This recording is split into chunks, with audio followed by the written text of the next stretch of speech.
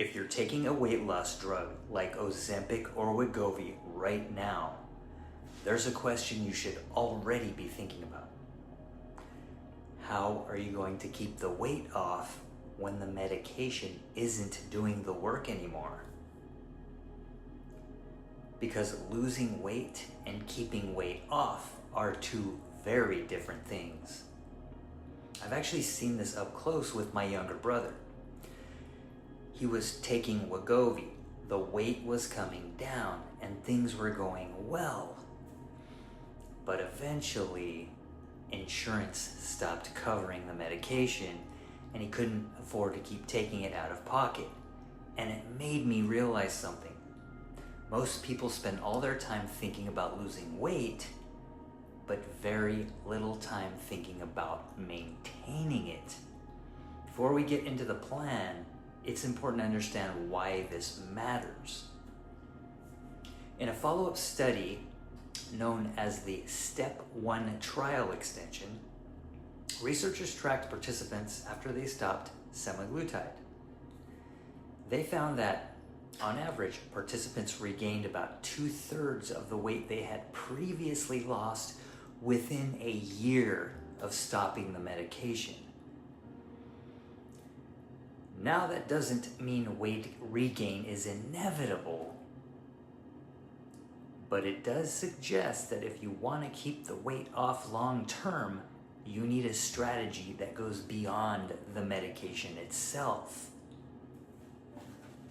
The good news is that there are things you can do to stack the odds in your favor. And just so you know where this advice is coming from, I'm a national board certified health and wellness coach, certified personal trainer, and certified nutrition coach. My focus is on helping busy adults build healthier habits they can actually maintain in the real world. I've spent years studying behavior change, nutrition, exercise, and sustainable weight management. So these next 4 steps aren't designed to be perfect. They're designed to be practical. And they're based on the same principles I would focus on with clients who want to keep their results long term. So let's get into it. Step 1, prioritize protein. If I could only focus on one thing nutritionally, it would be protein. That's how important it is.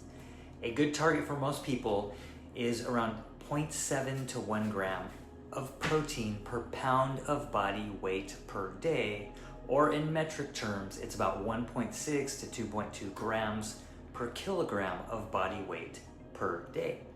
For example, if you weigh 150 pounds or about 68 kilograms, aim for roughly 105 to 150 grams of protein each day.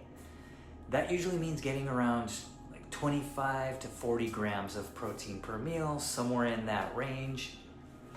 Examples include 3 pasture-raised eggs plus plain Greek yogurt, maybe with a few slices of banana in there for sweetness, wild-caught salmon, organic or pasture-raised chicken, lean organic turkey, or a protein shake when life gets busy.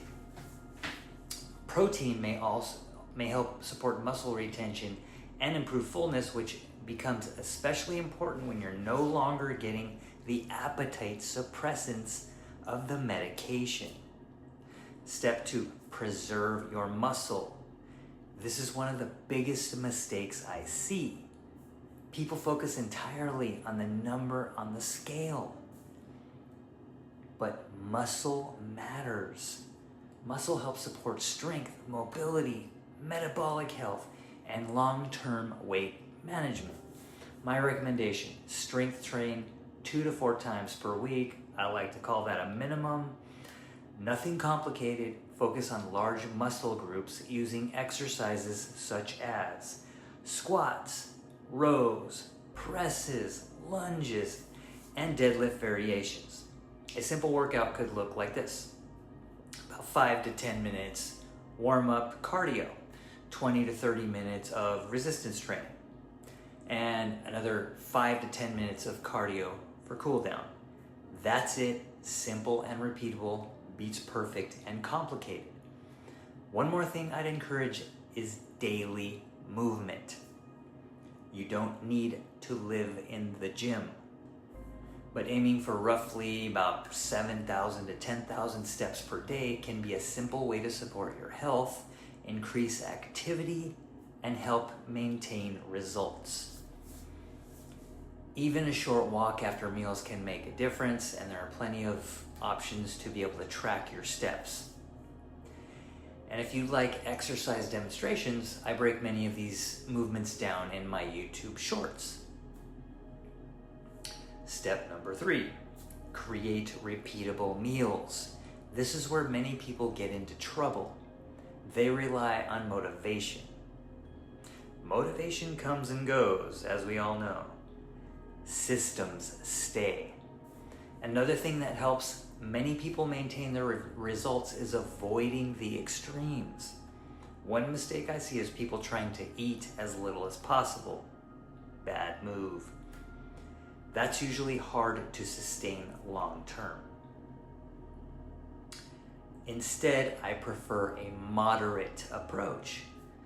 If you're still trying to lose weight, a calorie deficit of about 300 to 500 calories below maintenance is often a reasonable starting point.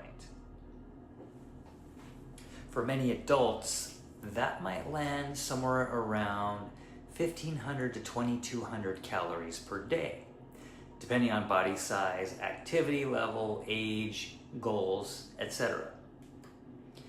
But once you're near your goal weight, the focus shifts from eating less to eating enough to support your lifestyle while maintaining your results.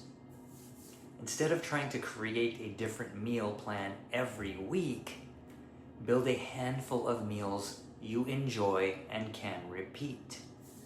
For example, breakfast could look like 3 eggs, Greek yogurt, and berries, maybe a few walnuts. Lunch, chicken, broccoli, and potatoes. Dinner, wild-caught salmon, vegetables, and maybe even some rice. Notice what these meals have in common. Protein, structure, simplicity. You don't need dietary perfection. You need consistency. Step number 4, think like a maintainer. This might be the most important step of all. The people who keep weight off long term don't think like people trying to lose weight. They think like people protecting something valuable. Instead of asking, how much weight can I lose? They start asking, what habits can I maintain for years to come? See the difference? That mindset shift changes everything. Because eventually, motivation fades, life gets busy, stress happens, vacations happen, holidays happen. The people who succeed long-term aren't perfect, they're consistent.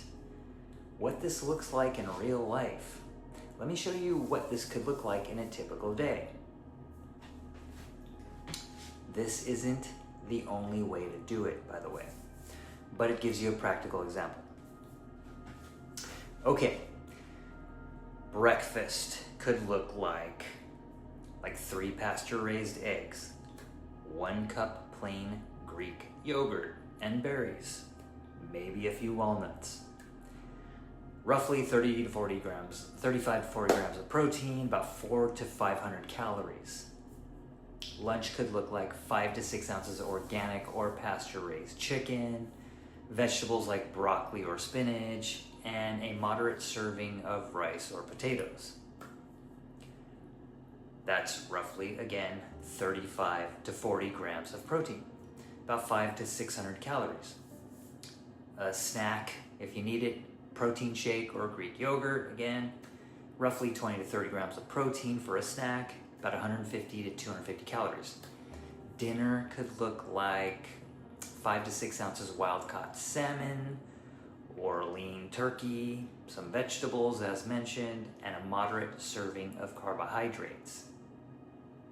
That's roughly 35 to 40 grams of protein, about 500 to 700 calories.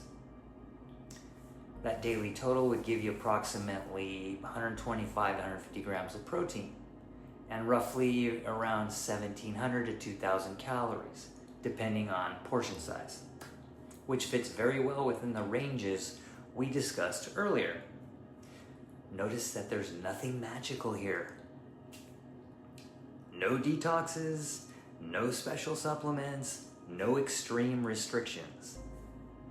Just a structure you can realistically repeat. Here's a final thought. If I had to summarize everything in one sentence, the people who keep weight off after Ozempic don't rely on motivation. They rely on systems. Protein, strength training, daily movement, repeatable meals, and a long-term mindset. So I'm curious, what's your biggest concern about maintaining weight loss after these drugs like Ozempic or Wegovy? Let me know in the comments. And if you'd like personalized guidance, creating your plan that fits your goals and lifestyle, there's a link somewhere below where you can schedule a free health coaching discovery call. Did I mention it's free? And I'd be happy to learn more about all your goals and challenges, or at least the important ones, right? The big important ones. Thanks for watching, and I'll see you in the next video.